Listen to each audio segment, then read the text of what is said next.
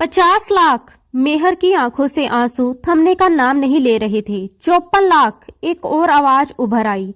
55 लाख। तीसरे शख्स ने बोली और ऊपर बढ़ा दी। ये दाम किसी जमीन या सामान के नहीं थे। ये बोली लग रही थी मेहर की जिंदगी की। वो उन मर्दों के बीच ऐसे खड़ी थी जैसे कोई बेचने के लिए रखा गया सामान हो। उसके पिता का अंतिम संस्कार अभी होना बाकी था। उनकी लाश घर के एक कमरे में पड़ी थी।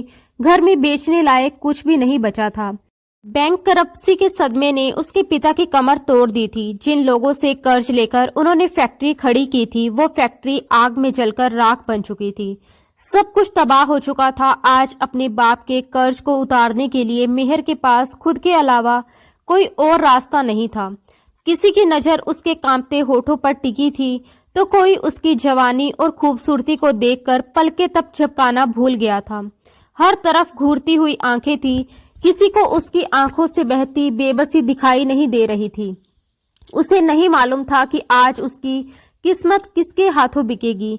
कौन उसका मालिक कहलाएगा। मेहर, जो हमेशा पर्दे में रही थी, जिसने खुद को चादर में छुपाकर रखा था, आज उसी चादर को उतार दिया गया था ताकि उसकी कीमत इतनी लग सके कि उसके पिता का कर्ज चुका दिया जाए। वहां 30 साल के मर्द भी थे और 55 के भी। कोई सांवला, कोई गोरा, कोई भारी भरकम, तो किसी का पेट निकला हुआ, मगर सबकी आंखों में एक ही चीज थी, हवस। ना कोई रहम, ना कोई इंसानियत। उसकी कम उम्र और खूबसूरती ने सबकी सोच को गंदा कर दिया था। अचानक एक 60 साल के बूढ़े ने 70 लाख की बोली लगा दी। फिर 1, 2, 3 की गिनती हुई और वो बूढ़ा आदमी मेहर का खरीदार बन गया।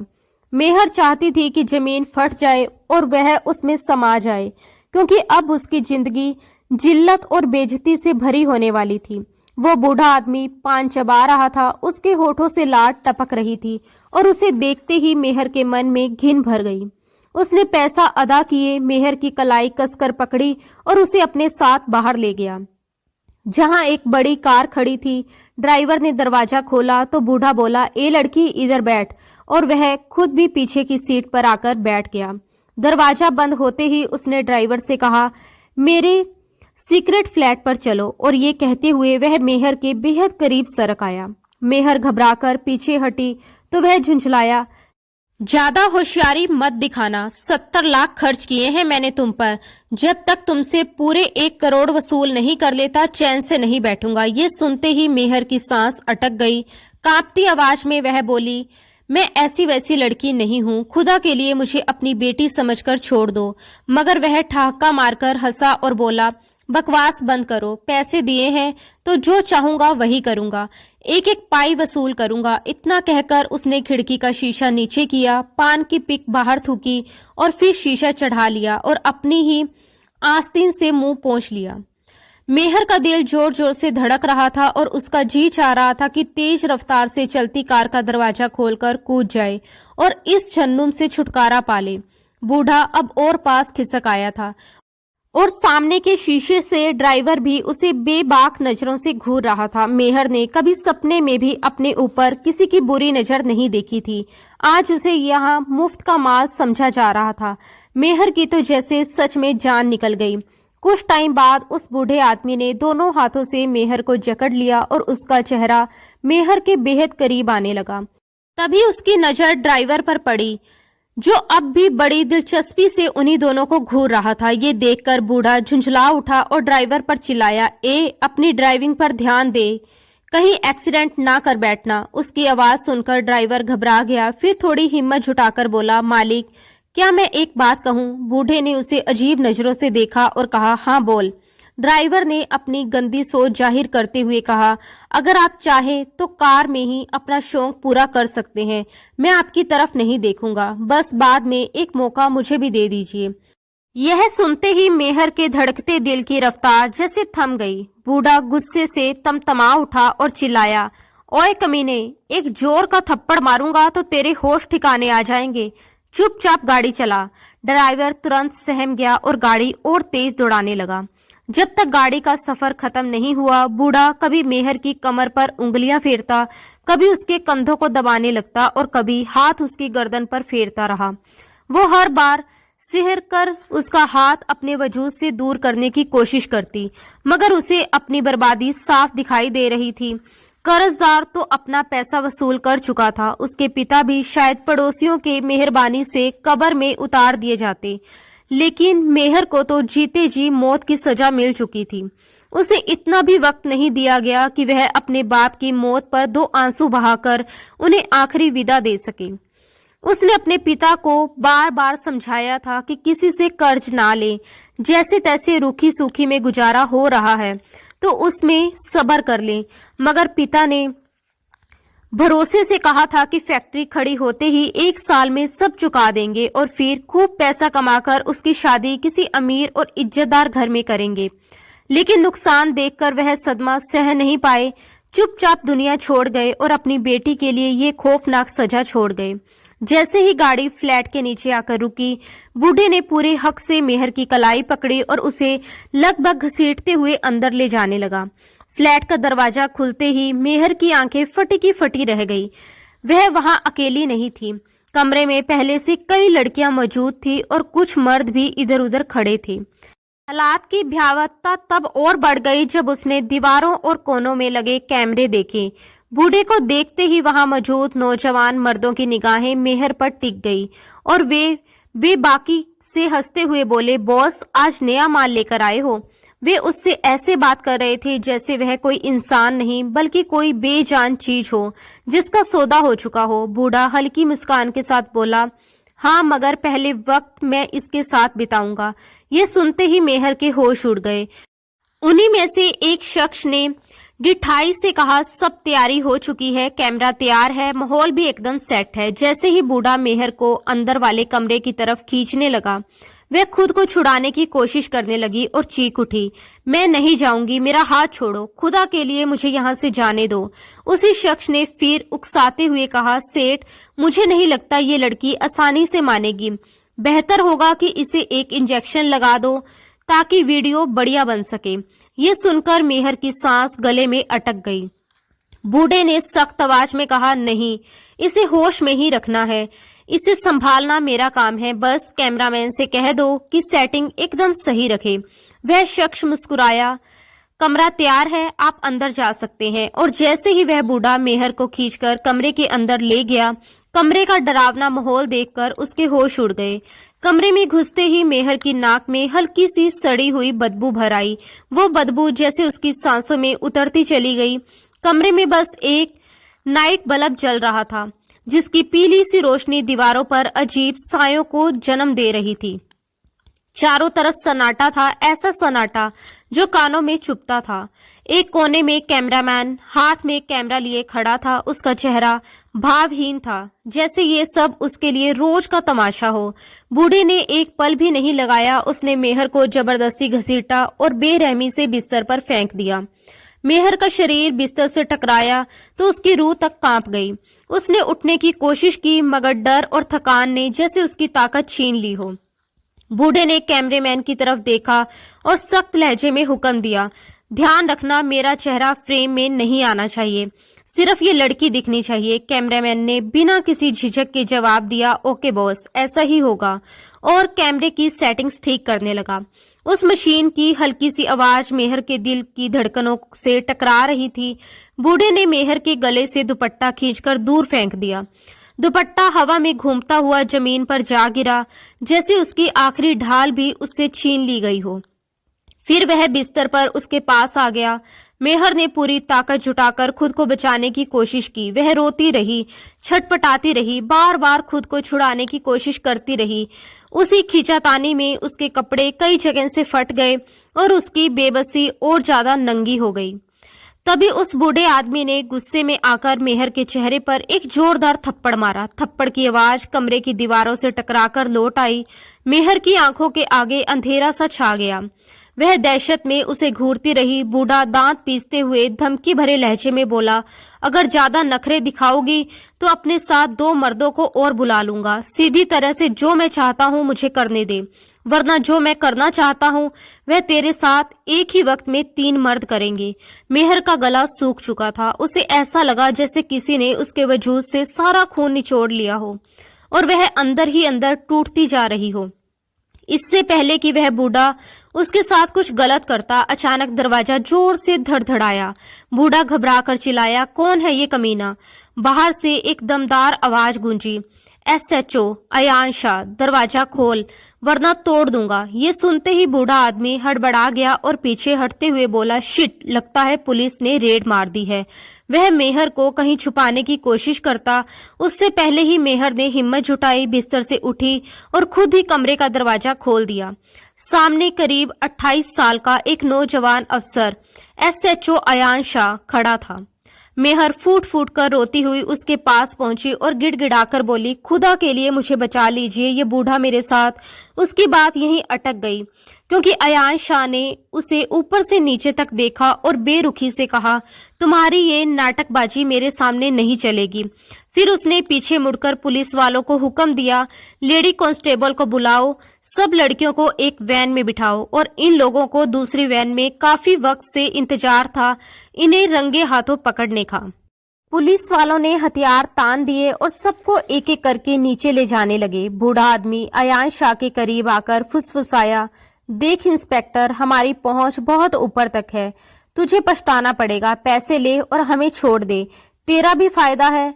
जवाब में अयान शाह ने उसके मुंह पर जोरदार थप्पड़ जड़ दिया, जिससे वह दूर जा गिरा और गुस्से से बोला, ये रिश्वत की लालच किसी और को दे देना।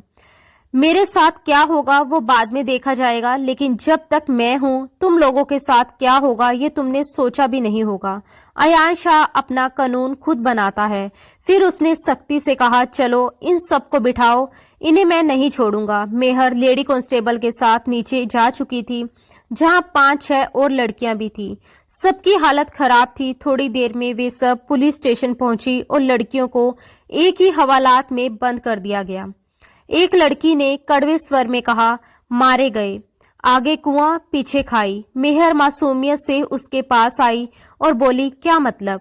अच्छा ही तो हुआ, पुलिस हमें छोड़ देगी। वह लड़की फीकी मुस्कान के साथ बोली, बहुत भोली हो तुम, पुलिस ऐसे नहीं छोड़ती। वहां वो बूढ़ा हमारी इज्जत का सौदा कर रहा था, यहाँ ये लोग इन्वेस्टिगेशन के नाम पर वही करेंगे। ये सुनकर मेहर का रंग उड़ गया। उसने पूरी जिंदगी खुद को पर्दे में रखा था, कॉलेज भी बुर्का पहनकर जाती थी। ऐसी गंदी बातें और भद्दी सोच उसने कभी नहीं जानी थी। उसे अब एहसास हुआ कि वह एक और जाल में फंस चुकी है। जिससे निकलने की उम्मीद उसने पुलिस से लगाई थी, वही उम्मीद टूटती दिख रही थी। कुछ देर के बाद लड़कियों को एक एक करके उसी अयान शाह के पास पूछताछ के लिए बुलाया जाने लगा। जो अंदर जाती वापस नहीं आती, और जैसे जैसे उसकी बारी करीब आती गई, मेहर की सांसें तेज होती गई। आखिर में लेडी कांस्टेबल आई और कड़क आवाज में बोली, चलो तुम्हारी बारी है। मेहर किसी तरह आंसू रोकती हुई उसके साथ अयान के ऑफिस पहुंची। दरवाजा खुला तो एसी की ठंडक कमरे में फैली हुई थी और अंदर अयान शाह के सिवा कोई नहीं था। मेहर डरते डरते अंदर गई तो अयान ने कहा, दरवाजा बंद करो, और वह घबराकर दरवाजे के पास ही खड़ी रह गई। अयान ने तेज आवाज में कहा, ए लड़की, सामने आकर खड़ी हो। मगर मेहर कांपते हुए बोली, नहीं, आप अच्छे आदमी नहीं हैं, मुझे पता है आप मेरे साथ क्या करेंगे। ये सुनकर अयान शाह का माथा ठनक गया। वह झट से खड़ा हुआ और गरजा, क्या मतलब है तुम्हारा? मेहर ने डरते हुए कहा, मुझे अच्छे से पता है कि पुलिस ऑफिसर किस तरह से इन्वेस्टिगेशन करते हैं। अयान गुस्से में तेज कदमों से मेहर के सामने आकर खड़ा हो गया। ओह अच्छा, कैसे करते हैं? जरा मुझे भी तो पता चले कि तुम क्या जानती हो। मेहर डर से पीछे हटी और गिड़गिड़ाने लगी, देखिए, आप मेरे करीब मत आइए, मुझसे दूर रहिए। मुझे पता है अब आप अपनी शर्ट के बटन खोलेंगे और फिर अपनी शर्ट उतारेंगे। ये कहते कहते वह घबराकर एकदम चुप हो गई। अयान का गुस्सा बेकाबू हो रहा था। उसने गुस्से से कहा, अच्छा। ये कहकर उसने दरवाजे को लॉक किया और अपनी शर्ट के बटन खोलने शुरू कर दिए। उसने कहा, बताओ फिर आगे क्या करूंगा मैं तुम्हारे साथ? मेहर बस बेबसी में हकलाई थी। मैं इससे पहले कि वह कुछ और बोल पाती, अयान ने उसका हाथ पकड़ा और जोर से उसे दीवार की तरफ धकेल दिया। वह दहाड़ा, मुझे बताओ पुलिस वाले कैसे इन्वेस्टिगेशन करते हैं? मुझे भी तो पता चलना चाहिए कि तुम्हारे दिमाग में ये गलतफहमी किसने भर दी है। तुम जैसी लड़कियों को मैं बहुत अच्छी तरह से जानता हूँ।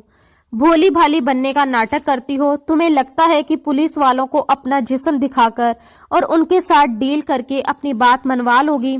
अच्छी तरह सुन लो, मैं वैसा घटिया पुलिस वाला नहीं हूँ। वो बहुत गुस्से से मेहर पर चिल्ला रहा था। उसकी आंखों में गुस्सा साफ दिखाई दे रहा था। मेहर ने रोते हुए कहा, आप झूठ बोल रहे हैं। मुझे उस लड़की ने बताया था कि आप पुलिस वाले लड़कियों के साथ क्या करते हैं। अयान ने तुरंत पूछा, कौन सी लड़की ने? मेहर बोली, वो लड़की जो मुझसे पहले पूछताछ के लिए अंदर आई थी। अयान ने गुस्से में बात का रुख मोड़ दिया। उसने सख्ती से पूछा, मैं क्या करता हूँ ये तुम्हारी प्रॉब्लम नहीं है। पहले ये बताओ कि तुम क्या करती हो। तुम कब से उस बूढ़े आदमी के लिए काम कर रही थी? तुमने कितनी बार ये गलत काम किया है? मुझे सच सच बताओ, वरना मैं तुम्हें इतनी देर में मेहर जोर से चिल्ला उठी। मैं वैसी लड़की नहीं हूँ।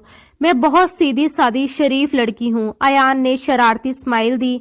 वो बोला, हाँ, तुम्हारी सीधी सादी शराफत तो साफ दिखाई दे रही है। जगह जगह से फटे हुए तुम्हारे कपड़े, तुम्हारा ये टाइट सूट, तुम्हारे खुले बाल, ये सब तुम्हारी शराफत और तुम्हारे कैरेक्टर का सबसे बड़ा सबूत दे रहे हैं। और ऊपर से तुम्हें यह भी पता है कि पुलिस वाले इन्वेस्टिगेशन कैसे करते हैं। अगर तुम कहो तो तुम्हारा ये सपना मैं पूरा कर देता हूँ।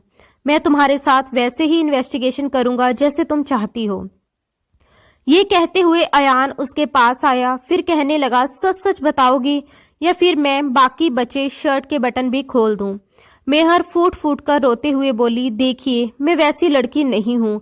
मैं आपसे सच कह रही हूँ। उसकी आवाज कांप रही थी। आंखों के आंसू रुकने का नाम नहीं ले रहे थे। कुछ पल हिम्मत जुटाकर उसने टूटे शब्दों में कहा, मुझे उस बूढ़े आदमी ने 70 लाख में। इतना कहते ही उसका गला भर आया और वह जोर से रोने लगी। अयान ने उसे गहरी नजर से देखा और ठंडी आवाज में बोला, अच्छा, तो तुम्हें खरीद कर लाया है वो? किस अड्डे से खरीदा उसने और अब तुम्हें कहाँ बेचने वाला था? उसके सवालों में शक भी था और एक तरह की कठोरता भी। फिर वह थोड़ा झुककर बोला, देखो लड़की, मुझे सब कुछ सच सच बता दो, मैं तुम्हें जाने दूंगा। पिछली 5 लड़कियों को भी मैंने इसीलिए छोड़ दिया था क्योंकि उन्होंने सच बताया था। मेहर की हालत और बिगड़ गई। वो क्या बताती, उसे खुद भी कुछ पता नहीं था। उसने बेबसी में सिर हिलाते हुए कहा, मुझे कुछ नहीं पता, मैं कुछ नहीं जानती, मैं सच कह रही हूँ। वो बूढ़ा आदमी तो मुझे अभी अभी लेकर आया था। शुक्र है कि आप आ गए। मैंने तो यही सोचा था कि पुलिस आ गई है, अब मैं सेफ हूँ। कहते कहते उसकी आवाज भर्रा गई। फिर डरते हुए उसने आगे कहा, लेकिन उस लड़की ने कहा था कि आप लोग भी बुरे होते हैं। मैं सच कह रही हूँ। अयान के चेहरे पर नाराजगी उभर आई। वह बोला, तुम बहुत छोटी हो। अपनी बातों और अदाओं से मुझे बेवकूफ बनाने की कोशिश कर रही हो। मैं तुम्हें नहीं छोड़ूंगा। वो अभी बोल ही रहा था कि अचानक दरवाजे पर दस्तक हुई। अयान ने झुंझलाकर अपने शर्ट के बटन लगाए और दरवाजा खोला। सामने एक कांस्टेबल खड़ा था। उसने कहा, सर, ऊपर से फोन आया है। आईजी साहब कह रहे हैं कि सबको छोड़ दो वरना अच्छा नहीं होगा। अयान चिढ़कर बोला, मैं इन ऊपर के फोन से बहुत तंग आ चुका हूं। मैं नहीं छोड़ूंगा। उस बूढ़े आदमी को तो बिल्कुल नहीं छोड़ूंगा। फिर उसने पलटकर मेहर की ओर देखा और सख्त लहजे में कहा, ए लड़की, जितनी जल्दी हो सके यहाँ से निकल जाओ और खुद को बुरे कामों से दूर रखो। मेहर तुरंत बाहर आ गई, लेकिन पुलिस स्टेशन से बाहर कदम रखते ही उसके पैर जैसे जमीन से चिपक गए। उसे समझ नहीं आ रहा था कि जाए तो जाए कहाँ। ऐसा कौन सा रास्ता चुने जहां उसकी इज्जत और जान दोनों सुरक्षित रहें। अंधेरी सड़कें, बंद दुकानें और सन्नाटा, सब कुछ उसे और डरा रहा था। कुछ देर बाद अयान भी बाहर आया। वह अपनी कार की ओर बढ़ ही रहा था कि उसकी नजर मेहर पर पड़ गई। वो बोला, तुम अभी तक गई नहीं? मेहर ने सुनी आंखों से उसकी ओर देखते हुए कहा, मेरा कोई नहीं है, मैं कहाँ जाऊं? आप मुझे कहीं भी छोड़ दीजिए। अयान कुछ पल चुप रहा, फिर बोला, इस वक्त तो मैं घर जा रहा हूँ। वैसे भी रात बहुत हो गई है। एक काम करो, तुम मेरे साथ मेरे घर चलो। सुबह मैं तुम्हें शेल्टर होम पहुंचा दूंगा। मेहर ने बिना ज्यादा सोचे कार का अगला दरवाजा खोला और बैठ गई। अयान उसे अपने घर ले आया। जब वे पहुंचे तो रात के 3 बज चुके थे। उसकी माँ सो रही थी। घर में सिर्फ 2 कमरे थे, एक डाइनिंग रूम और एक ड्राइंग रूम।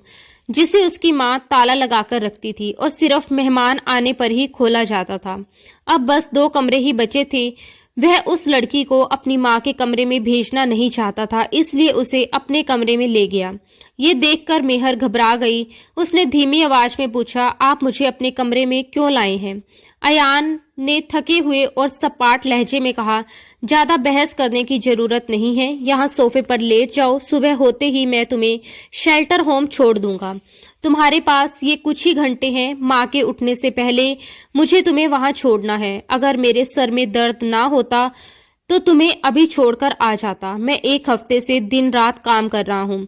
अब जबकि मैं अपने मिशन में कामयाब हो गया हूँ तो आईजी साहब को याद आया, पता नहीं ये लोग हमें कब खुलकर काम करने देंगे और कब हम जैसे लोग ऐसे अपराधियों और इन बुराइयों का पूरी तरह अंत कर पाएंगे। और देखो, तुमने पहले जो कुछ भी किया है उस जिंदगी से पीछा छुड़ा लो तो बेहतर है। आगे अच्छे काम करना, शायद तुम्हारी गलतियां माफ हो जाएं और तुम्हें एक अच्छी जिंदगी जीने का मौका भी मिल जाए। ये कहकर वह अपने बिस्तर पर लेट गया और अपनी पीठ के पीछे रखा दूसरा तकिया जमीन पर फेंक दिया। फिर वह दीवार की तरफ मुंह करके लेटते हुए बोला, उधर दीवार की तरफ मुंह करके सो जाओ। इसके बाद उसने अपने बिस्तर से एक कंबल उठाया और उस लड़की को देते हुए कहा, इसे ओढ़ लो। मेहर ने वह कंबल ओढ़ा और सो गई। सुबह कमरे में जोरदार दस्तक हुई, जिससे दोनों घबराकर उठ खड़े हुए। अयान की आंखें अभी ठीक से खुली भी नहीं थी कि मेहर ने दरवाजा खोल दिया। सामने अयान की माँ खड़ी थी। अयान के कमरे में एक लड़की को देखकर नूरा के होश उड़ गए। अयान उस लड़की की नासमझी पर गुस्सा होने लगा कि उसने बिना उसकी इजाजत दरवाजा क्यों खोल दिया और अब उसकी माँ यकीनन उस पर शक करेगी। वह पहले ही कहती थी कि पुलिस की नौकरी मत करो, पुलिस वाले अच्छे नहीं होते। लेकिन अयान का जुनून था कि वह एक ईमानदार पुलिस वाला बने और अब तक वह ईमानदारी से ही काम करता आया था और ईमानदारी से ही गुनहगारों तक पहुंचा था। फिर भी उसकी माँ बार बार उस पर शक करती रहती थी कि शायद वह भी दूसरे पुलिस वालों की तरह गलत रास्ते पर चल पड़ा है। वह बार बार अपनी माँ को यही भरोसा दिलाता रहता था कि वह ऐसा नहीं है। उधर मेहर बिना कंबल के ही दरवाजा खोल चुकी थी। उसके कपड़े जगह जगह से फटे हुए थे और उसकी बाजू तथा गर्दन पर नाखूनों के खरोच के निशान साफ नजर आ रहे थे। ये देखकर उसकी माँ ने सख्त लहजे में पूछा, लड़की तुम कौन हो? फिर नूरा ने अयान की तरफ देखते हुए कहा, अयान तुम इतने बेशर्म हो चुके हो कि रात गुजारने के लिए लड़की को घर तक ले आए। अयान तुरंत खड़ा हुआ और घबराते हुए बोला, माँ ऐसी कोई बात नहीं है। लेकिन मेहर के दिमाग में एक ऐसा आइडिया आ चुका था जिससे वह अपनी इज्जत बचा सकती थी। इससे पहले कि अयान कुछ बोलता, मेहर नूरा के गले लगकर जोर जोर से रोने लगी और बोली, आपके बेटे ने मुझे बर्बाद करके रख दिया, मुझे कहीं मुंह दिखाने के काबिल नहीं छोड़ा। ये सुनते ही अयान के होश उड़ गए और नूरा गुस्से से अयान को घूरने लगी। वो सख्ती से बोली, ए लड़की क्या कह रही है? अयान ने घबराकर कहा, ए लड़की तुम झूठ क्यों बोल रही हो? माँ को सच बताओ कि मैं तुम्हें यहाँ क्यों लाया हूँ। लेकिन मेहर रोते हुए बोली, रात गुजारने के लिए लाए थे और किस लिए लेकर आए थे। फिर वह नूरा से मुखातिब होकर कहने लगी, देखिए अम्मा जी, मैं एक शरीफ घराने की लड़की थी। मेरे पापा ने किसी से कर्ज लेकर अपनी फैक्ट्री खोली थी, लेकिन उस फैक्ट्री में आग लग गई और वो ये सदमा उनसे बर्दाश्त नहीं हुआ, उनका इंतकाल हो गया। मगर कर्जदारों को पैसा चाहिए था, इसलिए उन्होंने मेरी बोली लगा दी। एक बूढ़े आदमी ने मुझे खरीद लिया और वह मुझे अपने साथ होटल में लेकर गया। लेकिन तभी इन्होंने वहां छापा मारा। मैंने तो सोचा था कि पुलिस वाले मेरी इज्जत की रक्षा करेंगे। इन्होंने बाकी सारी लड़कियों को जाने दिया, लेकिन मुझे अपने साथ यहाँ ले आए और रात को मेरे साथ। ये कहकर वह फिर से फूट फूट कर रोने लगी। नूरा गुस्से में कहने लगी, अयान तुम्हें शर्म नहीं आई?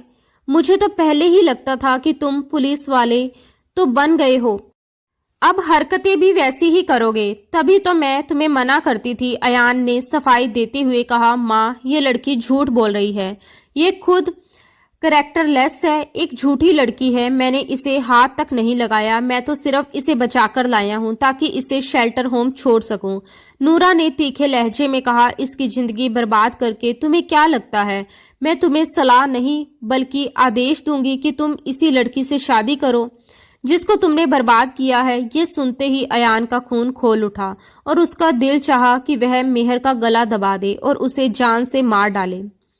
कितनी आसानी से उसने अयान को उसकी मां की नजरों में एक बुरा इंसान साबित कर दिया था। अयान ने सख्ती से इनकार कर दिया और कहा, यह कभी नहीं होगा, मैं इस झूठी और करैक्टरलेस लड़की से शादी नहीं करूंगा। इस पर नूरा ने और भी सख्त लहजे में कहा, मैं देखती हूँ कैसे नहीं करते तुम शादी। अगर तुमने इस लड़की से शादी नहीं की तो तुम मेरा मरा हुआ मुंह देखोगे। ये कहकर नूरा ने अपनी आंखों से आंसू पोंछे और मेहर को अपने गले से लगा लिया। फिर उसे अपने साथ कमरे से बाहर ले गई। उधर अयान वहीं बैठा अपने सिर पकड़कर रह गया था। उसका गुस्सा उस लड़की पर था जिसने मौके पर ही उसे उसकी मां के सामने बदनाम कर दिया था। वह अपनी मां के सामने कुछ कह भी नहीं सकता था और उनकी नजरों में वह पहले ही झूठा साबित हो चुका था। उसका दिल कर रहा था कि वह इस लड़की को अपने हाथों से ही मार डाले। वह एक ईमानदार पुलिस वाला था और उसकी ख्वाहिश थी कि उसकी पत्नी समझदार और अच्छे ख्यालों वाली हो, लेकिन इस लड़की ने उसके साथ जो कुछ किया था वह भुलाने लायक नहीं था। अपनी मां के सामने उसने कोई विरोध नहीं किया और चुपचाप शादी कर ली। लेकिन शादी के फौरन बाद ही मेहर ने साफ कह दिया कि वह अयान के कमरे में नहीं सोएगी। उसने डरते हुए कहा, मुझे उनसे डर लगता है। वह जानती थी कि उसने झूठ बोला है और अब अयान उसे छोड़ेगा नहीं।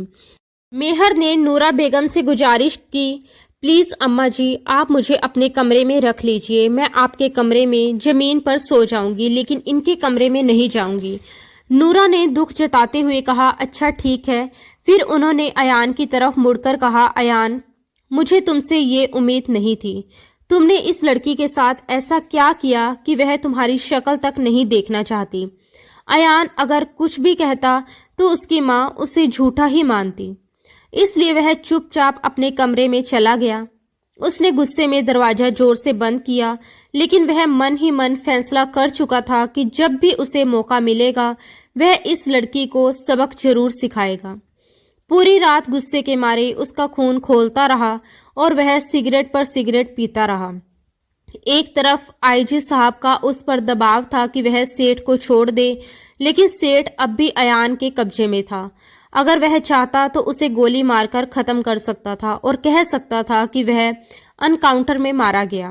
वह इन्हीं परेशानियों और सोचों में डूबा हुआ था, लेकिन ये नई मुसीबत उसके गले पड़ चुकी थी। आखिरकार आईजी के कहने पर अयान ने उस सेठ को रिलीज कर दिया, मगर जैसे ही सेठ अपनी गाड़ी में कुछ ही दूरी तय करके एक सुनसान सड़क पर पहुंचा, वहीं अयान के आदमियों ने उस पर हमला कर दिया और उसे मार डाला ताकि उस बुराई का हमेशा के लिए खात्मा हो सके। अयान का मानना था कि कानूनी तौर पर ऐसे लोगों को कभी सही सजा नहीं मिलती, इसलिए उसने अपने तरीके से इंसाफ करना बेहतर समझा। अब वह पहले से काफी बेहतर महसूस कर रहा था, लेकिन उसके दिल में मेहर के लिए गुस्सा अब भी जिंदा था। उसे लगता था कि मेहर ने जिस तरह उसे उसकी मां के सामने बदनाम किया, उसका बदला लेना जरूरी है। मेहर उसे देखते ही उसकी मां के पीछे ऐसे छिप जाती थी मानो अयान ने उसके साथ कोई बहुत बड़ा गुनाह कर दिया हो। उस रात अयान को नींद नहीं आ रही थी, तो उसने सोचा कि चलो चाय पी ली जाए।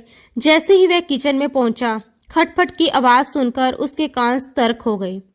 जब उसने ध्यान से देखा तो पाया कि मेहर अकेले अपने लिए चाय बना रही थी। उसे यूं अकेले देखकर अयान के अंदर का गुस्सा फिर से भड़क उठा। वह तेजी से आगे बढ़ा और अचानक मेहर की कलाई पकड़ ली। मेहर बुरी तरह घबरा गई और डर के मारे कांपने लगी। अयान ने गैस बंद की और दूसरे हाथ से उसके मुंह पर हाथ रख दिया ताकि वह चिल्ला ना सके। उसने मेहर को अपने घेरे में जकड़ लिया और लगभग घसीटते हुए अपने कमरे में ले आया। मेहर इस अचानक हुए हमले के लिए बिल्कुल तैयार नहीं थी। कमरे में पहुंचकर उसने उसे पीछे की ओर धकेल दिया और दरवाजा बंद कर लिया। गुस्से से भरे लहजे में अयान बोला, क्या कहा था तुमने कि मैंने तुम्हारी इज्जत बर्बाद कर दी? तुम्हें पता है इज्जत बर्बाद करना क्या होता है? और किसी पर झूठे इल्जाम लगाना क्या कहलाता है। मेहर कांपती हुई आवाज में बोली, प्लीज पहले मेरी बात तो सुन लीजिए। लेकिन अयान दहाड़ते हुए बोला, नहीं, पहले मैं तुम्हें बताऊंगा कि बर्बाद होना क्या होता है, फिर तुम्हारी बात सुनूंगा। गुस्से और भावनाओं में बहते हुए वह खुद पर काबू खोने लगा था। मेहर को कुछ समझ नहीं आया तो उसने डर के मारे जोर से कहा, अम्मा जी मुझे बचाओ। इससे पहले कि उसकी आवाज अयान की मां के कमरे तक पहुंचती, अयान ने जल्दी से उसके मुंह पर हाथ रख दिया और धमकाते हुए कहा, अगर अब तुमने चिल्लाने की कोशिश की तो मैं तुम्हारा गला दबाकर तुम्हें यहीं मार डालूंगा। उसने मेहर को दीवार से सटा दिया, लेकिन तभी उसकी आंखों में झांकते हुए अयान के दिल की धड़कनें बेकाबू हो गई। वह वाकई ही बेहद खूबसूरत थी और किसी का भी दिल उसके हुस्न को देखकर डगमगा सकता था, मगर अयान की नज़र में वह अब भी एक कैरेक्टरलेस लड़की थी और वह ऐसी लड़की के साथ कुछ भी नहीं करना चाहता था। फिर भी उसके दिल की धड़कनें तेज होती जा रही थी और वह खुद को संभालने के लिए जूझ रहा था। इससे पहले कि वह पूरी तरह से अपना कंट्रोल खो देता, उसने मेहर के मुंह से हाथ हटा लिया और धीमी लेकिन सख्त आवाज में कहा, जाओ यहाँ से। अयान को लग रहा था कि अगर वह उसे कुछ पल और देखेगा तो अपने जज्बात पर काबू नहीं रख पाएगा। अपनी इस अजीब और उलझी हुई हालत पर वह खुद भी हैरान और परेशान था, क्योंकि आज तक किसी लड़की को देखकर उसकी ऐसी हालत नहीं हुई थी। मेहर ने राहत की एक लंबी सांस ली और बिना पीछे मुड़े फौरन कमरे से बाहर निकल गई। अयान वहीं खड़ा रह गया, लेकिन उसके दिमाग से मेहर का चेहरा निकलने का नाम नहीं ले रहा था। अगली रात भी उसी बेचैनी में गुजर गई। वह जितना खुद को समझाने की कोशिश करता कि मेहर को भूल जाए, उतना ही उसका ख्याल उसके दिल और दिमाग में गहराता चला जाता। उसकी आंखें बंद करते ही उसे मेहर की वही सूरत नजर आती और उसका दिल बेवजह तेज धड़कने लगता। आज तक अयान शाह ने अपने ओहदे, ताकत और हक होने के बावजूद खुद को ऐसी लड़कियों से हमेशा दूर रखा था। उसके खानदान की कई लड़कियां उस पर मर मिटती थी, लेकिन उसने कभी किसी की तरफ नजर उठाकर भी नहीं देखा था। जब से उसने एसएचओ का पद संभाला था, उसकी जिम्मेदारियां पहले से कई ज्यादा बढ़ चुकी थी। वह सोचता था कि अब वह आराम से बैठेगा, नीचे के अफसरों को हुक्म देगा और सिस्टम उसके इशारे पर चलेगा, लेकिन हकीकत बिल्कुल उलट निकली। यहाँ हर छोटी बड़ी बात का जवाब उसे खुद देना पड़ता था। हर काम की निगरानी भी उसी को करनी पड़ती थी और हर फैसले की जवाबदेही भी उसी के सर पर थी। वह इन्हीं उलझी हुई सोचों में डूबा हुआ था कि अचानक उसे बाहर से हंसने की आवाज सुनाई दी। रात के लगभग 12 बजे का वक्त था और इस समय अपनी मां की हंसी सुनकर वह चौंक गया। वह फौरन अपने कमरे से उठकर बाहर आया, लेकिन सामने का मंजर उसकी उम्मीद से बिल्कुल अलग था। उसकी मां लॉन्च में यूं बैठी हंस हंसकर बातें कर रही थी जैसे ये रात के 12 बजे नहीं बल्कि दोपहर का वक्त हो। पूरे घर में बिरयानी की बेहद लाजवाब और दिल लुभाने वाली खुशबू फैली हुई थी, जिसने पूरे माहौल को गर्म और घरेलू बना दिया था। जैसे ही नूरा ने अयान को कमरे से बाहर आते देखा तो खुशी से मुस्कुराते हुए बोली, अरे बेटा देखो तो सही, मेरी बहू कितने प्यार से मेरे लिए बिरयानी बना रही है।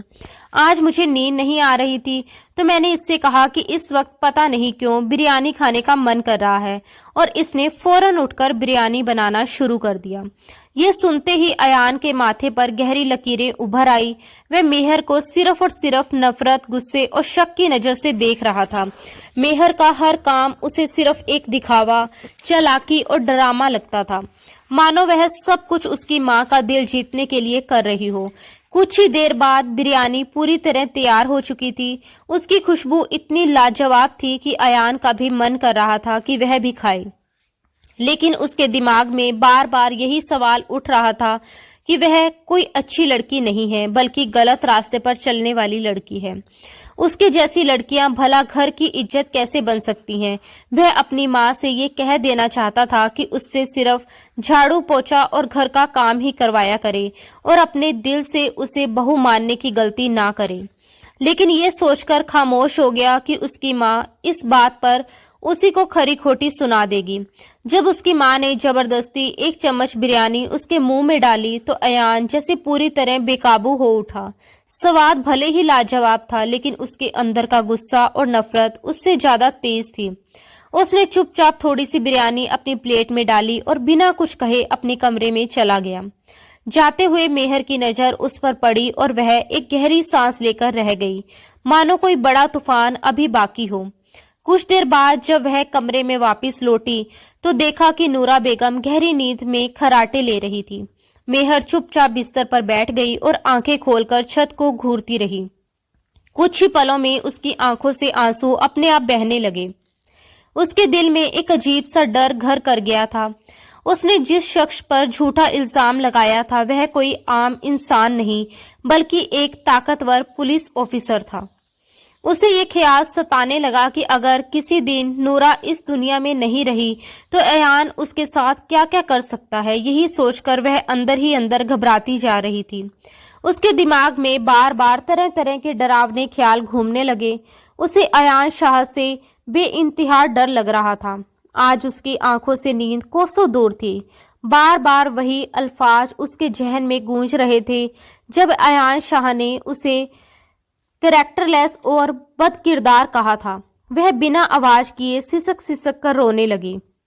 वह एक ऐसी लड़की थी जिसका नाखून तक कभी घर से बाहर नहीं गया था और उस पर इस तरह के इल्जाम लगना उसके लिए किसी मौत से कम नहीं थे।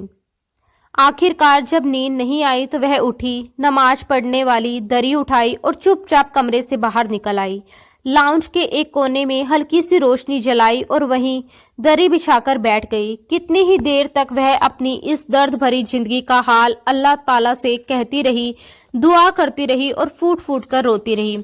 उसकी सिसकियों की आवाज अयान शाह के कानों तक भी पहुंच गई थी।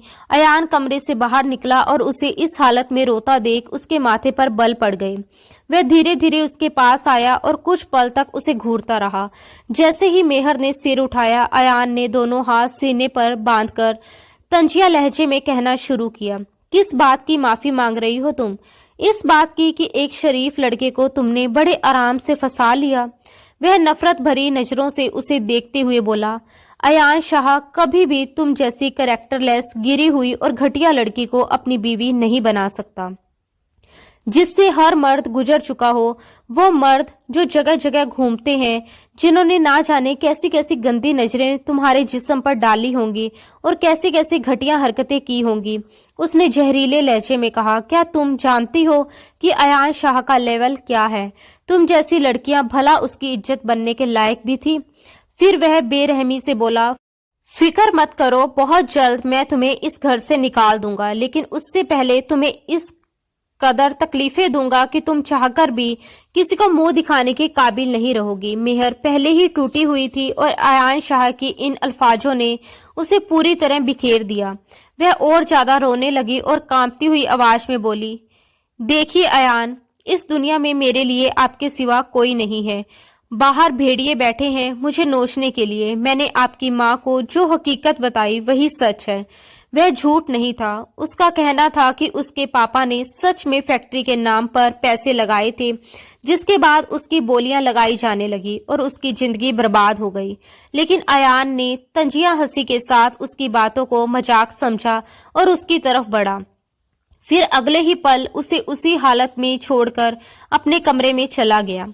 उस वक्त उसके दिल में इस लड़की के लिए सिर्फ गुस्सा और नफरत भरी हुई थी। कुछ दिन इसी तरह गुजर गए। अयान एक खास और खतरनाक मिशन में बिजी हो चुका था और इस दौरान सास बहू का रिश्ता पहले से भी ज्यादा मजबूत हो गया था। एक सुबह अयान शाह का फोन आया तो कॉल सुनते ही नूरा बेगम के चेहरे पर डर की गहरी लकीरें खिंच गई। जब मेहर ने ये देखा तो फौरन पूछने लगी, अम्मा जी सब ठीक तो है ना? नूरा बेगम ने चिंता भरे लहजे में कहा, बेटा दुआ करो। मेरे बेटे ने आज से पहले कभी मुझसे ये नहीं कहा कि दुआ करना मेरा मिशन कामयाब हो जाए। यकीनन वह किसी बहुत बड़े और खतरनाक गैंग के पीछे लगा हुआ है। ये सुनकर मेहर भी घबरा गई और दिल ही दिल में दुआ करने लगी कि अयान को कुछ भी ना हो और वह पहले की तरह इस मिशन में भी कामयाब होकर घर लौट आए।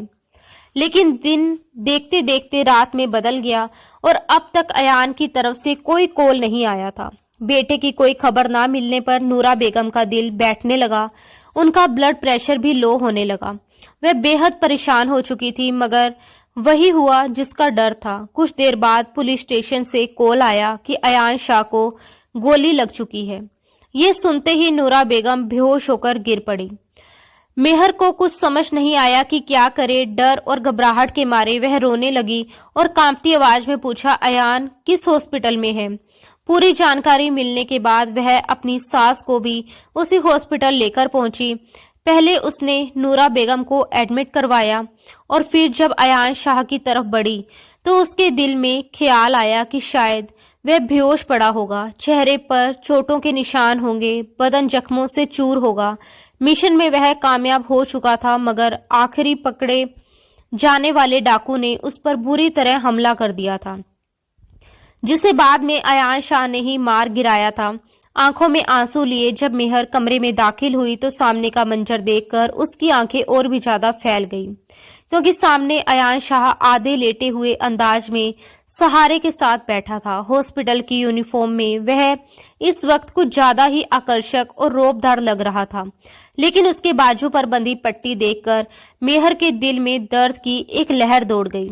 उसने एक गहरी सांस ली और धीरे धीरे चलते हुए उसके करीब आ गई। कांपते हुए उसने अपना हाथ उसके उस बाजू पर रखने की कोशिश की जहां जख्म था, लेकिन अगले ही पल अयान शाह की आंख खुल गई। उसने झटके से अपना बाजू पीछे खींच लिया। उस हरकत से उसके जख्म में दर्द भी उभर आया। वह शख्स और चुभते हुए लहजे में वह बोला, तुम यहाँ क्या कर रही हो? अम्मी कहाँ है? और मुझे छू क्यों रही हो? दूर हटो। अयान शाह के मुंह से ये अल्फाज सुनते ही मेहर एक झटके से पीछे हट गई। कांपती हुई आवाज में उसने कहा, आप ठीक तो है ना? आपको ज्यादा दर्द तो नहीं हो रहा? पुलिस वाले भाई कह रहे थे कि आपको 3 गोलियां लगी हैं, कंधे पर, बाजू पर, 2 एक साथ। वह बच्चों की तरह रोते हुए बोल रही थी, जबकि अयान शाह उसे हैरानी से देखते हुए बोला, गोलियां मुझे लगी हैं, तुम क्यों रो रही हो? बेवजह मेरे सामने हमदर्दी दिखाने की जरूरत नहीं है। अम्मी को तो कुछ नहीं बताया ना? अम्मी ठीक है? उसकी आवाज में फिक्र तो थी, लेकिन लहजा अब भी सख्त था। मेहर ने आंसू पोंछते हुए कहा, ठीक है, वह साथ वाले कमरे में एडमिट हैं। उन्होंने ही आपकी गोली लगने की खबर सुनी थी, इसलिए बहुत परेशान है। ये सुनते ही अयान शाह ने गुस्से और बेचैनी में अपने बाजू पर लगी ड्रिप को एक झटके से खींचकर निकाल दिया। ड्रिप की दवा और खून एक साथ बाहर फुहारे की तरह बह निकले। अयान के इस नफरत भरे और जिद्दी अंदाज को देखकर मेहर पूरी तरह हैरान रह गई। अयान दर्द के बावजूद फौरन अपनी मां के पास गया और उन्हें दिलासा देते हुए बोला कि उसे कुछ भी नहीं हुआ। गोली तो सिर्फ बाजू को छूकर निकल गई है और वह बिल्कुल ठीक है। नूरा बेगम ने जब अपने बेटे को सामने देखा तो रोते हुए उसे गले लगा लिया। डॉक्टरों ने उसे 2 दिन हॉस्पिटल में रहने की सलाह दी थी, लेकिन अपनी मां की खातिर वह घर लौट आया ताकि वह ज्यादा परेशान ना हो। मां के सामने वह खुद को मजबूत और ठीक दिखाने की कोशिश कर रहा था, जबकि अंदर से वह कमजोरी और दर्द से जूझ रहा था। कुछ देर मां के पास बैठने के बाद जब वह अपने कमरे में आया तो अचानक उसके कदम लड़खड़ा गए। मेहर फौरन आगे बढ़ी और उसका बाजू पकड़ लिया। इस वक्त अयान का पूरा वजूद जैसे आग में जल रहा था। वह उसे सहारा देकर कमरे में ले जाने लगी और अयान झुंझलाकर चीख पड़ा, छोड़ो मुझे, मुझे तुम्हारे सहारे की कोई जरूरत नहीं है।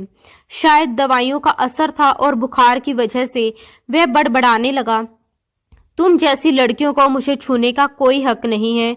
तुम गंदी हो, बुरी हो। मैं तुम जैसी लड़कियों पर थूकना भी पसंद नहीं करता। वह लगातार मेहर को बुरा भला कहता रहा। जब मेहर ने अपने किरदार पर ऐसे जहरीले अल्फाज सुने तो वह भी खुद पर काबू ना रख सकी। उसने अयान को झटके से अलग किया और गुस्से में बोली, बस बहुत हो गया। आपको शर्म नहीं आती? क्या आप में इंसानियत नाम की कोई चीज है? जब एक लड़की बार बार आपको सच बताकर हकीकत समझाने की कोशिश कर रही है तो आपको समझ क्यों नहीं आता? लेकिन अयान में जवाब देने की ताकत नहीं बची थी। वह वहीं बेड पर गिर पड़ा, जूतों समेत, और दर्द से करहाने लगा। बुखार और कमजोरी के चलते उसकी हालत और बिगड़ रही थी। बेड से टकराने की वजह से बाजू की पट्टी से हल्का हल्का खून रिसने लगा, जो धीरे धीरे बेडशीट पर फैलने लगा था। वह दर्द से करा रहा था, मगर मेहर गुस्से और टूटे हुए दिल के साथ उसे उसी हालत में छोड़कर बाहर निकल आई। वह सोच रही थी कि जो शख्स बार बार उसके कैरेक्टर पर सवाल उठाता है, उसे बुरा भला कहता है, वह भला क्यों उसके लिए बीवी के फर्ज निभाए। हाँ, उससे शादी करना उसकी मजबूरी थी, लेकिन क्या इस तरह बार बार उसके किरदार को कुचलना सही था। वह कमरे से बाहर निकल आई और दरवाजा जोर से बंद करके दूसरे कमरे में जाकर लेट गई, मगर अयान की दर्द भरी कराहों की आवाज उसके कानों तक पहुंचती रही। उसका जमीर उसे कचोटने लगा कि चाहे जो भी हो, वह उसका शोहर है, वह हकीकत से अनजान है और बुखार में तड़प रहा है। उसकी माँ ने उसे इतना प्यार और इज्जत दी थी, तो उसे भी इंसानियत दिखानी चाहिए। यही सोचकर वह एक बार फिर उठी और कमरे की तरफ चल पड़ी। अंदर जाकर उसने देखा कि पट्टी पूरी तरह खून से भर चुकी थी और अब हल्का हल्का खून बेड पर भी फैलने लगा था। वह जल्दी से अयान के पास आई और सबसे पहले उसके जख्म को ड्रेसिंग की। बड़ी नरमी और इंतहात से उसने पट्टी को ठीक किया ताकि उसे ज्यादा दर्द ना हो। उसके बाद वह ठंडे पानी की पट्टियां उसके माथे पर रखने लगी ताकि बुखार कुछ कम हो सके, मगर फिर भी अयान को कोई खास सुकून नहीं मिल रहा था। उसका पूरा वजूद तेज बुखार से झुलस रहा था और वह बेचैनी से करवटें बदल रहा था। अगले ही पल बुखार की बेहोशी और घबराहट में उसने अपनी शर्ट उतारकर दूर फेंक दी। अब वह शर्टलेस हालत में मेहर के सामने था। उसका गठा हुआ मजबूत और आकर्षक वजूद देखकर मेहर के चेहरे का रंग उड़ने लगा। वह एक पल के लिए हड़बड़ा गई, फिर भी वह खुद को संभालते हुए उसके माथे पर ठंडे पानी की पट्टियां रखती रही। जैसे ही उसने रुमाल उठाकर बाउल में रखने की कोशिश की, अगले ही पल अयान ने आंखें बंद किए हुए उसका हाथ पकड़ लिया और उसके ठंडे हाथों को अपने चेहरे पर रखने लगा। शायद वह उसके ठंडे स्पर्श से राहत और सुकून महसूस कर रहा था। मेहर चुपचाप उसे देखती रही। तभी अयान ने अगली ही घड़ी अपना सिर उठाकर उसकी गोद में रख दिया। उसका चेहरा बुखार से लाल हो चुका था, उसकी सांसें गर्म थी। जब वह मेहर का हाथ पकड़े हुए अपनी गर्दन और सीने पर मलने लगा तो मेहर घबरा गई और धीरे से बोली, अयान, ये क्या कर रहे हैं आप? मेरा हाथ छोड़िए, मैं आपके सर पर पट्टी रख देती हूँ। बताइए, कुछ चाहिए आपको? खाने के लिए कुछ लाऊं? लेकिन अयान ने उसका हाथ अपने सीने पर खींच लिया और अगले ही पल उसका दूसरा हाथ मेहर की कमर के चारों ओर घूमने लगा। वह खुद को और ज्यादा उसके करीब खींच रहा था, यहाँ तक कि उसने उसे कमर से पकड़कर अपने पास लिटा लिया। उसके जख्मी वजूद को देखकर मेहर हड़बड़ा गई और घबराकर बोली, अयान, अपने बाजू को ज्यादा मत हिलाइए, आपको दर्द होगा। इस वक्त आपको तेज बुखार है। काश आप और जिद ना करते और 2 दिन हॉस्पिटल में ही रह जाते। वह डर रही थी कि कहीं अयान की हालत और ना बिगड़ जाए, जबकि अयान अगले ही पल उसे अपनी बाहों में भरकर अपना चेहरा उसकी गर्दन के करीब ले आया था। उसकी गर्म सांसें मेहर को अजीब सा एहसास दे रही थी। वह लड़की जो खुद को उससे दूर रखना चाहती थी, धीरे धीरे उसी एहसास में डूबती चली जा रही थी। उसने अब अयान की घूमती हुई उंगलियों को रोकने की कोशिश नहीं की, जो बड़ी बेपरवाह से उसके पूरे वजूद पर घूम रही थी, और अयान हल्की हल्की कराहों के साथ उसके पास सुकून तलाश कर रहा था। कुछ ही देर बाद जब उसका बुखार थोड़ा कम हुआ तो वह उसी हालत में सो गया, मेहर को अपनी बाहों में जकड़े हुए। अगली सुबह जब अयान की आंख खुली तो उसकी तबीयत पहले से काफी बेहतर लग रही थी। अपने पास सोई मेहर को देखकर एक पल को उसकी आंखें फटी की फटी रह गईं। पहले तो उसे लगा कि शायद ये कोई सपना है, लेकिन आंखें खोलकर उसने दोबारा उस मंजर को देखा। मेहर के बाल खुले हुए थे, चेहरे पर थकान के आसार थे, दुपट्टा कहीं दूर पड़ा था और वह उसके दूसरे बाजू पर सिर रखे बेखबर सो रही थी। अयान शाह का दिल जोरों से धड़कने लगा। अगले ही पल उसने अपना हाथ उठाकर उसके चेहरे से बिखरे बाल हटाए और एक बार फिर उसके हुस्न को देखकर बेकाबू होने लगा। मगर इससे पहले कि वह अपनी हद पार करता, उसने मेहर को झटके से अलग किया और सख्ती से पूछा, मेरे पास क्या कर रही हो? क्या इरादा था तुम्हारा? एक बार तो इल्जाम लगा चुकी हो, अब क्या इसलिए पास थी कि कुछ और बड़ा कर सको? अयान के ये कड़वे अल्फाज सुनकर मेहर बेहद परेशान और आहत हो गई। वह बिना कुछ कहे चुपचाप उठी और कमरे से बाहर चली गई। मगर जिस तरह उसने दोनों माँ बेटे की सेवा की थी, उसे देखकर नूरा बेगम उसके सदके जाने लगी। उन्होंने प्यार भरे लहजे में कहा, अगर खानदान की लड़कियां भी देख लें तो हमारी ऐसी सेवा कभी ना करें जैसी इस लड़की ने की है। अयान चुपचाप अपनी माँ की बात सुनता रहा और एक गहरी सांस लेकर रह गया। इस वक्त उसे ये लड़की अपनी माँ की नजरों में भले ही अच्छी लग रही थी, लेकिन जिस हालत में उसे ये लड़की मिली थी, वह बात उसके दिमाग में गहराई से बैठ चुकी थी कि मेहर अच्छे किरदार की लड़की नहीं है। वह चाहकर भी उससे मोहब्बत नहीं कर पा रहा था, बल्कि उसकी जिंदगी को तकलीफों से भर देना चाहता था और उसकी असलियत अपनी माँ के सामने लाना चाहता था। जिसे आप इतनी इज्जत दे रही हैं, वह उस काबिल है ही नहीं।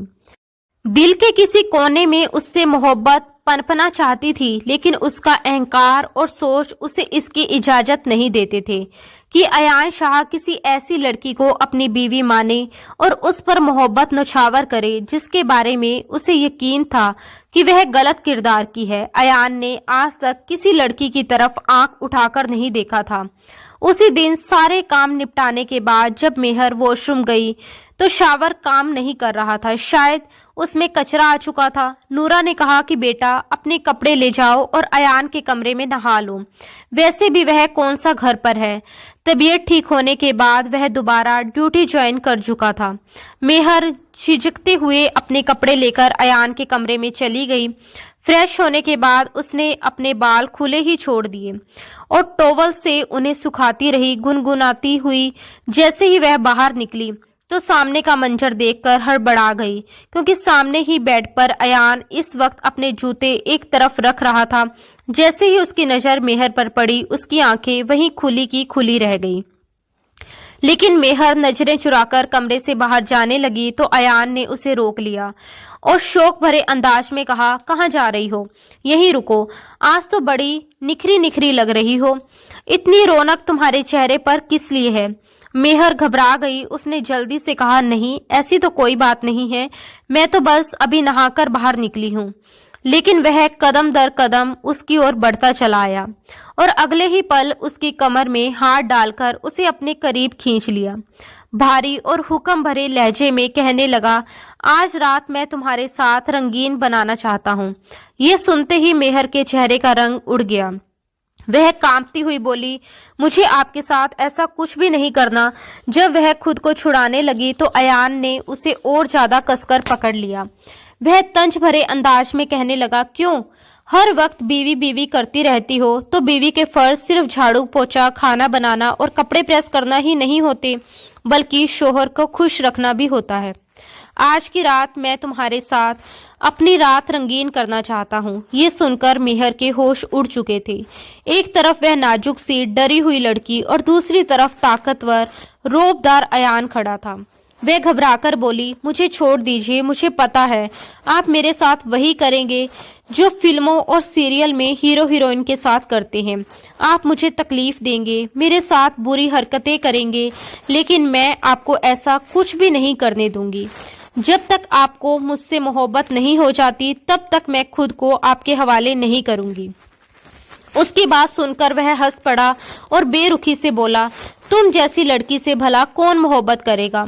मैं तो सिर्फ तुम्हारे साथ रात रंगीन करना चाहता हूँ, मोहब्बत और मैं बिल्कुल नहीं। इतने नखरे मत दिखाओ। जिस जगह से तुम्हें लेकर आया हूँ वहां तो तुम खुशी खुशी सब कुछ कर रही थी। और वह एक बार फिर वही बातें दोहराने लगा। उसने मेहर को झटके से बेड पर गिरा दिया। एक ही झटके में उसके वजूद से दुपट्टा अलग कर दिया, जिससे वह बुरी तरह कांप गई। घबराई हुई आवाज में बोली, ये क्या कर रहे हैं आप? मैं चिल्लाऊंगी, रोऊंगी। लेकिन अयान शाह ने वही दुपट्टा उठाकर उसके मुंह पर बांध दिया ताकि उसकी आवाज बाहर ना जा सके। वह उसे बेड के बीचों बीच दबोच चुका था और मेहर बिन पानी की मछली की तरह तड़प रही थी। जब अयान शाह ने अपनी शर्ट के बटन खोलने शुरू किए और अपने जिस्म को आजाद करते हुए उस पर झुका तो घबराहट के मारे उसकी हालत और भी बिगड़ गई। बेशक वह उसका शौहर था, उसके लिए जायज था, मगर गुस्से और इंतकाम में किसी मर्द की सख्ती किस कदर दर्दनाक हो सकती है, ये वह साफ महसूस कर रही थी। रोते हुए, कांपते हुए वह खुद को छुड़ाने की कोशिश कर रही थी, बस इस उम्मीद में कि अयान शाह उस पर रहम कर ले। मगर वह अपने जज्बातों के सैलाब में बहता चला जा रहा था। धीरे धीरे उसका गुस्सा किसी और ही एहसास में बदलने लगा। वह पूरी तरह उस लड़की के वजूद में खो चुका था। हालांकि अयान के दिल में शिद्दत थी, लेकिन जज्बातों में अब भी सख्ती बाकी थी। मेहर की हालत बद से बदतर होती जा रही थी। उसकी सांसें उखड़ने लगी थी, रंगत पीली पड़ चुकी थी और वह हांफने लगी थी। इसी दौरान अयान शाह को अचानक एक गहरा एहसास हुआ। जिस लड़की को वह 2 महीनों से शक, इल्जाम और तानों का निशाना बना रहा था, जो बार बार अपनी सच्चाई का सबूत देती रही थी, वह वास्तव में बेगुनाह और पाक थी। ये समझते ही उसके अंदर की सख्ती में कमी आ गई और उसके अंदाज में नरमी आ गई। मेहर डर और सदमे से पत्थर की तरह जड़ हो चुकी थी। ना चीख रही थी, ना कोई जवाब दे पा रही थी। अपनी गलती का एहसास होने पर अयान ने उसे अपनी बाहों में लिया और पछतावे भरे लहजे में माफी मांगने लगा।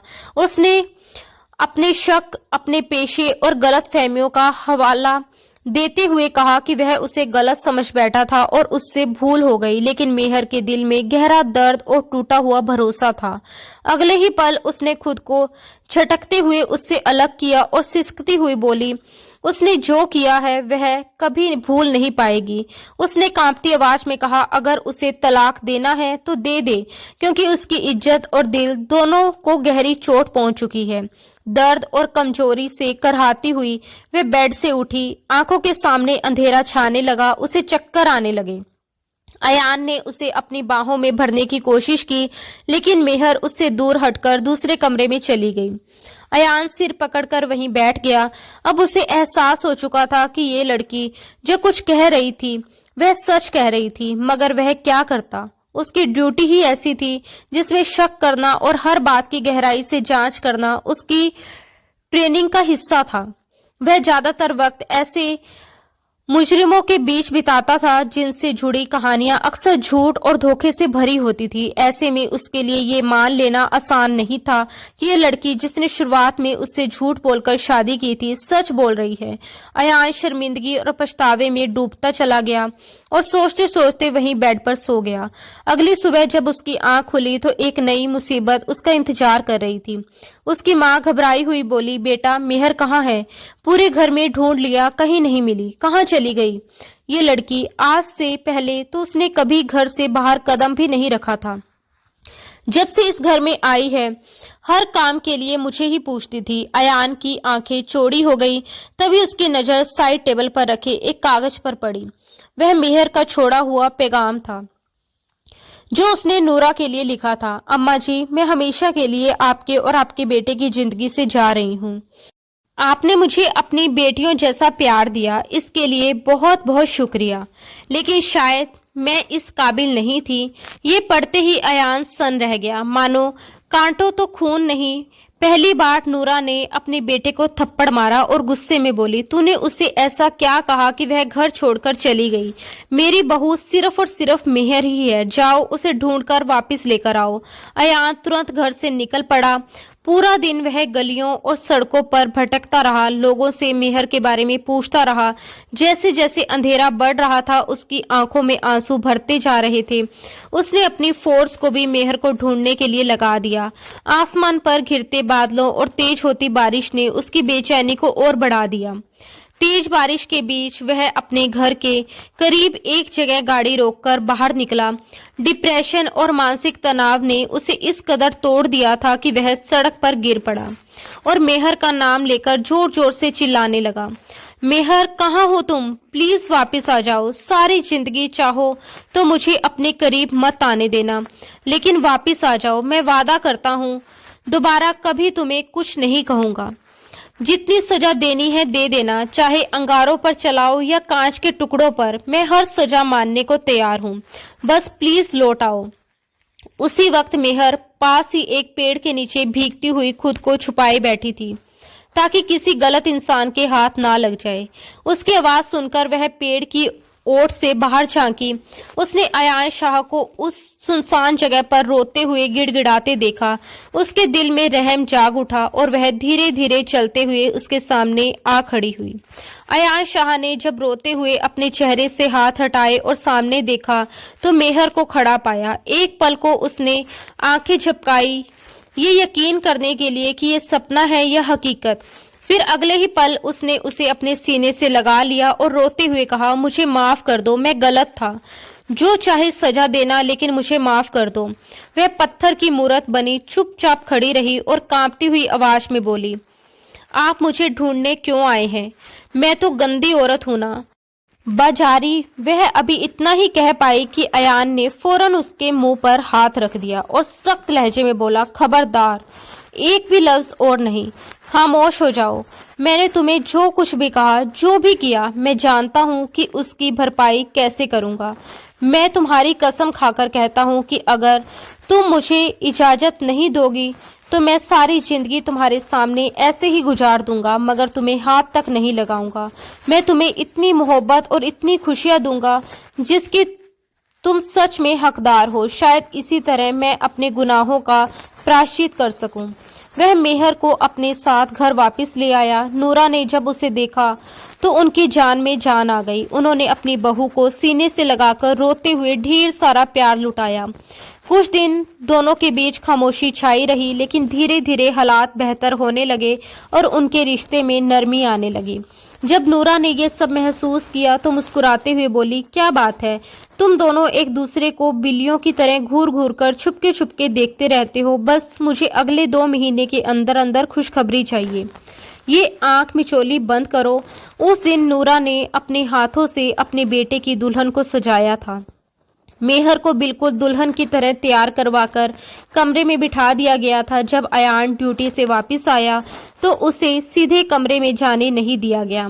नूरा ने उसे एक सफेद कुर्ता पहनने को दिया और अपनी खानदानी अंगूठी उसके हाथ में थमाते हुए कहा, जा कमरे में जा और खबरदार अगर किसी तरह की शिकायत मिली। जैसे ही अयान ने दरवाजा खोला, सामने मेहर दुल्हन के रूप में मुस्कुराते हुए उसी का इंतजार कर रही थी। वह उस पल में जैसे कैद होकर रह गया। कुछ देर तक मोहब्बत भरी बातें होती रही और फिर वह उसे अपनी बाहों में भरकर अपना आप उस पर न्यौछावर कर बैठा, जबकि मेहर उसकी सांसों में अपनी सांसें घुलती हुई महसूस कर मदहोश हो गई थी। दोस्तों, हमें पूरी उम्मीद है कि आपको हमारी ये कहानी बेहद पसंद आई होगी और इसे देखकर या सुनकर आपको अच्छा लगा होगा। अगर आपको ये कहानी पसंद आई हो तो वीडियो को लाइक जरूर करें ताकि हमें पता चल सके कि आप इस तरह की कहानियों को पसंद करते हैं। अगर आप हमारे चैनल पर नए हैं तो चैनल को सब्सक्राइब करना बिल्कुल ना भूलें, क्योंकि यहाँ आपको ऐसे ही शानदार और दिलचस्प कहानियाँ लगातार मिलती रहेंगी। और हाँ दोस्तों, नोटिफिकेशन बेल को जरूर दबा दें ताकि हमारी अगली नई वीडियो और अपडेट सबसे पहले आप तक पहुँच सके। आप सभी का बहुत बहुत धन्यवाद। मिलते हैं अगली कहानी में। राधे राधे।